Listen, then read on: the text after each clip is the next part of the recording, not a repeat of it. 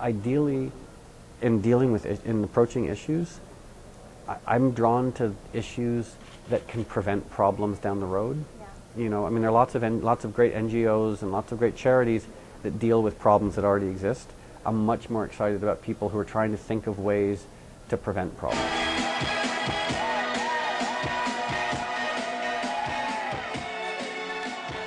Well, the first album I bought was the Live or Let Die soundtrack by Paul McCartney and Wings.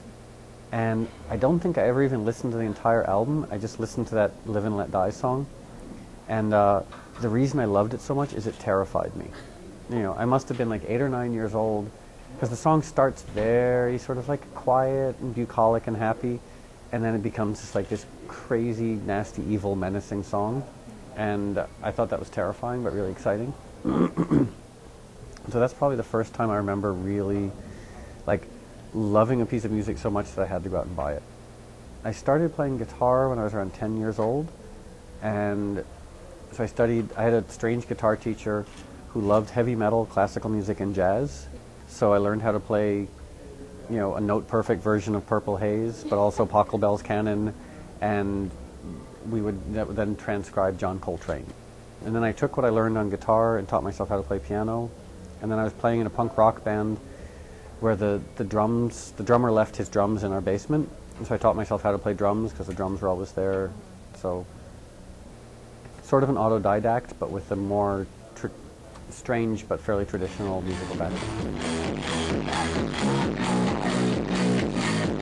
The fact that we get to see the end of 8 years of ineptitude and arrogance, right-wing ineptitude and arrogance, and we get to welcome in a smart, I mean, even if our president-elect was a white guy who had all of Obama's qualifications and sort of intellectual pedigree, that would be great. But the fact that we have this, you know, incredibly smart, reasonable, almost bipartisan president-elect, soon to be president, and he's an African-American, is phenomenal. I mean, like, the significance of it really can't be overstated.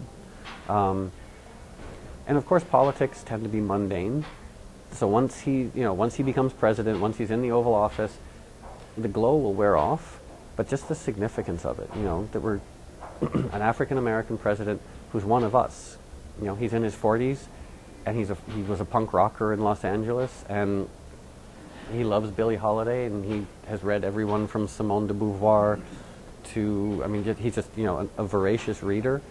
And I love that when he first moved to New York City, he couldn't get into the apartment he had rented, and he had to sleep in an alleyway and wash in a fire hydrant with homeless people. And that's our president.